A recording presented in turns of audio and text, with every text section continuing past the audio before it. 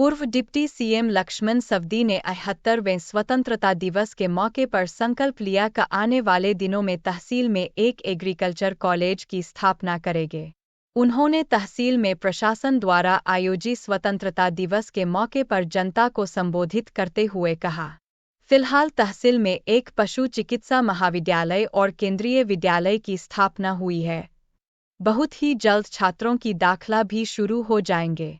साथ उन्होंने संकल्प लिया है कि आने वाले दिनों में एक एग्रीकल्चर कॉलेज भी अथनी तहसील में शुरू किया जाएगा। इस दौरान उन्होंने बाढ़ के दौरान नदी में डूबकर जान गंवाने वाले बालू चौहान के परिवार को प्रकृति आपदा के तहत 5 लाख रुपए मुआवजे का चेक वितरण किए। ದಡದಲ್ಲಿರ್ತಕ್ಕಂಥ ಅನೇಕ ಜನರಿಗೆ ಇವತ್ತು ನಾವೆಲ್ಲ ಕಾಣ್ತಾ ಇದ್ದೀವಿ.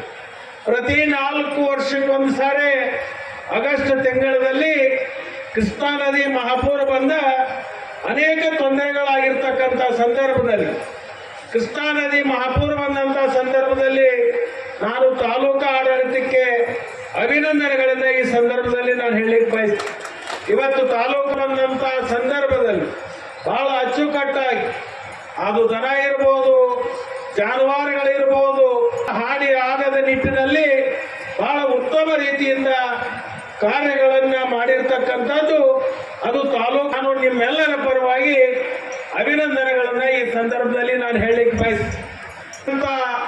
ಈ ಕೃಷ್ಣಾ ನದಿ ಮಹಾಪೂರದ ಕೆಲವೊಂದು ಬಹಳ ದೊಡ್ಡ ಸಮಸ್ಯೆಗಳಾಗಿರ್ತಕ್ಕಂಥದ್ದು ಅದು ಪುನರ್ವಸತಿ ಕಲ್ಪಿಸ್ತಕ್ಕಂಥದ್ದು ಇರಬಹುದು ಮತ್ತು ಶಾಶ್ವತವಾಗಿ ಸ್ಥಳಾಂತರ ಮಾಡ್ತಕ್ಕಂಥ ಸಮಸ್ಯೆಗಳು ಇವತ್ತೇನು ರಾಜ್ಯದ ಮುಖ್ಯಮಂತ್ರಿಗಳಾಗಿರ್ತಕ್ಕಂಥ ಸನ್ಮಾನ್ಯ ಸಿದ್ದರಾಮಯ್ಯನವರಿಗೆ ಸಮಸ್ಯೆಗಳನ್ನು ನಾನು ಮನವರಿಕೆ ಮಾಡಿಕೊಟ್ಟಿದ್ದೀನಿ.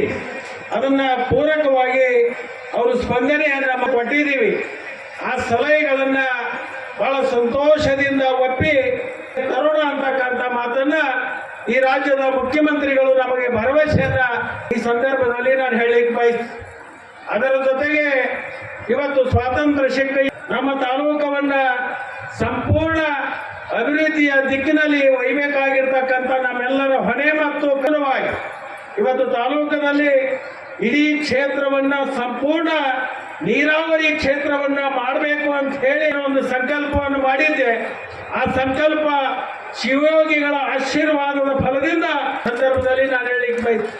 ಪೂರ್ವ ಭಾಗದಲ್ಲಿರ್ತಕ್ಕಂಥ 60,000 ಎಕರೆ ಜಮೀನು ಆ ಯೋಜನೆಯನ್ನ ಇವತ್ತು ಕೊಟ್ಟಲ್ಗಿ ಅಮ್ಮಾಜೇಶ್ವರಿ ಅಂತಕ್ಕಂಥ ಯೋಜನೆಗೆ ನಮ್ಮ ಸರ್ಕಾರ ಮುಖ್ಯಮಂತ್ರಿಗಳಾಗಿರ್ತಕ್ಕಂಥವ್ರು, ಅದರ ಜೊತೆಗೆ ಉಪಮುಖ್ಯಮಂತ್ರಿಗಳಾಗಿರ್ತಕ್ಕಂಥ ಡಿ.ಕೆ. ಶಿವಕುಮಾರ್ ಅವರು 1,500 ಕೋಟಿ ರೂಪಾಯಿಗಳನ್ನ ಮಂಜೂರಾತಿಯನ್ನ ಮಾಡಿ ಅದಕ್ಕೆ ಈಗಾಗಲೇ ನಾವು ಕಾರ್ಯವನ್ನು ನಾವು ಪ್ರಾರಂಭ ಮಾಡಿದ್ದೀವಿ. ಇವತ್ತು ನಾವೆಲ್ಲರೂ ಸಂಕಲ್ಪ ಮಾಡೋಣ. ಆಗದ ನಮ್ಮ ರೈತರಿಗೆ ಅದು ಬಹಳ ದೊಡ್ಡ ವರದಾನ ಆಗ್ತಕ್ಕಂಥ ಒಂದು ಕಾರ್ಯಕ್ರಮ. ಆ ಒಂದು ಕಾರ್ಯಕ್ರಮ ನೀರಾವರಿ ಯೋಜನೆಯನ್ನ 24 ತಿಂಗಳಲ್ಲಿ ಪೂರ್ಣ ಮಾಡಿ ಆ ಭಾಗದ ಕೆಲಸವನ್ನ ಖಂಡಿತವಾಗಿ ನಾವು ಎಲ್ಲರೂ ಸೇರಿ ಮಾಡೋಣ ಅಂತಕ್ಕಂಥ ಮಾತನ್ನ ಈ ಸಂದರ್ಭದಲ್ಲಿ ನಾನು ಹೇಳಲಿಕ್ಕೆ ಬಯಸ್ತೀನಿ. ಅದರ ಜೊತೆಗೆ ಮೊನ್ನೆ ನಾನು ದಿಲ್ಲಿಗೆ ಹೋದಂಥ ಸಂದರ್ಭದಲ್ಲಿ ಅದೇ ಯೋಜನೆ ಸೇರ್ಪಡೆ ಮಾಡಿ ನಬಾರ್ಡ್ದಿಂದ ಹಣವನ್ನು ತರುವಂಥ ಯೋಜನೆಯನ್ನು ಕೂಡ ಇದು ಆಗಿದೆ ಅಂತಕ್ಕಂಥ ಮಾತನ್ನ ಈ ಸಂದರ್ಭದಲ್ಲಿ ನಾನು ಹೇಳಲಿಕ್ಕೆ ಬಯಸ್ತೀನಿ.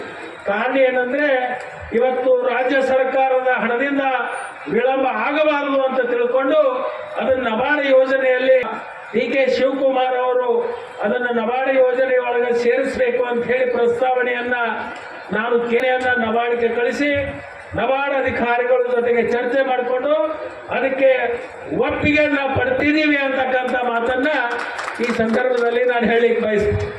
ಅದರ ಜೊತೆಗೆ ಕಳೆದ ಇದೇ 77ನೇ ವರ್ಷದ ನಾನೊಂದು ಮಾತು ಹೇಳಿದೆ. ಇವತ್ತು ಭಾರತಕ್ಕೆ ಸ್ವಾತಂತ್ರ್ಯ ಸಿಕ್ಕು 75 ವರ್ಷ ಅಮೃತ ಗಳಿಗೆಯಲ್ಲಿರ್ತಕ್ಕಂಥ ಸಂದರ್ಭದಲ್ಲಿ ನಮ್ಮ ಅಥಣಿ ಪಟ್ಟಣಕ್ಕೆ ಶಾಶ್ವತವಾಗಿರ್ತಕ್ಕಂಥ ದಿನದ 24 ಗಂಟೆಗಳ ಕಾಲ ಕುಡಿಯ ನೀರಿನ ವ್ಯವಸ್ಥೆಯನ್ನು ಆಗಬೇಕು ಅಂತಕ್ಕಂಥ ಬಯಕೆ ಇತ್ತು. ಅದಕ್ಕೆ 116 ಕೋಟಿ ರೂಪಾಯಿಗಳ ಮಂಜೂರಾತಿಯನ್ನು ಮಾಡಿಕೊಂಡು ಕಾರ್ಯವನ್ನು ಪ್ರಾರಂಭ ಮಾಡಿದ್ದೀವಿ. ಬಹುತೇಕ 1.5 ವರ್ಷದ ನಂತರ ಅಥಣಿ ಪಟ್ಟಣಕ್ಕೆ ಶಾಶ್ವತವಾಗಿ ಗಂಟೆಗಳ ಕಾಲ ನೀರು ಪೂರೈಕೆ ಮಾಡ್ತಕ್ಕಂಥ ಯೋಜನೆಗೆ ಕೂಡ ಇವತ್ತು ಲಭ್ಯ ಆಗಿದೆ ಅಂತಕ್ಕಂಥ ಮಾತನ್ನ ಈ ಸಂದರ್ಭದಲ್ಲಿ ನಾನು ಹೇಳಿಕ್ ಬಯಸ್ತೀನಿ.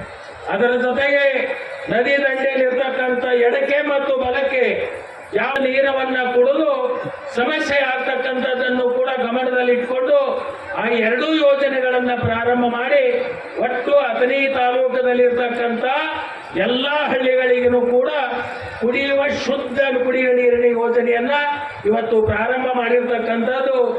ಆ ಒಂದು ನಿಟ್ಟಿನಲ್ಲಿ ಅಥಣಿಯಲ್ಲಿ ಈಗಾಗಲೇ ನಾವು ವೆಟರ್ನರಿ ಮೆಡಿಕಲ್ ಕಾಲೇಜನ್ನು ಪ್ರಾರಂಭ ಮಾಡಿದ್ದೇವೆ. ನಿನ್ನೆ ನಾನು ದಿಲ್ಲಿಯಲ್ಲಿ ಹೋಗಿ ಕೇಂದ್ರದ ಅಧಿಕಾರಿಗಳು ವರ್ಷಕ್ಕೆ ಅಡ್ಮಿಷನ್ ಅನ್ನ ಮಾಡಲಿಕ್ಕೆ ನೀವು ಒಪ್ಪಿಗೆಯನ್ನು ಕೊಡಬೇಕು ಅಂತಕ್ಕಂಥದ್ದನ್ನ ಒತ್ತವಾಗಿ ನಮಗೆ ಸ್ಪಂದನೆಯನ್ನು ಮಾಡಿದ್ದಾರೆ. ಕೆಲವೇ ದಿನದಲ್ಲಿ ವೆಟರ್ನರಿ ಮೆಡಿಕಲ್ ಕಾಲೇಜು ಉದ್ಘಾಟನೆಯನ್ನು ಮಾಡಿದ್ದೀವಿ. ಆದರೆ ಅಡ್ಮಿಷನ್ ಮಾಡಿ ಆ ಮಕ್ಕಳಿಗೆ ವಿದ್ಯೆಯನ್ನು ಕೊಡ್ತಕ್ಕಂಥ ಕಾರ್ಯಕ್ಕೆ ಕೆಲವೇ ದಿನದಲ್ಲಿ ಅದಕ್ಕೆ ಚಾಲನೆಯನ್ನ ಕೊಡುವಂತ ಕೆಲಸವನ್ನು ಅಲ್ಲಿ ಒಂದು ಕೇಂದ್ರೀಯ ವಿದ್ಯಾಲಯವನ್ನ ಸ್ಥಾಪನೆ ಮಾಡಬೇಕು ಅಂತ ಹೇಳಿ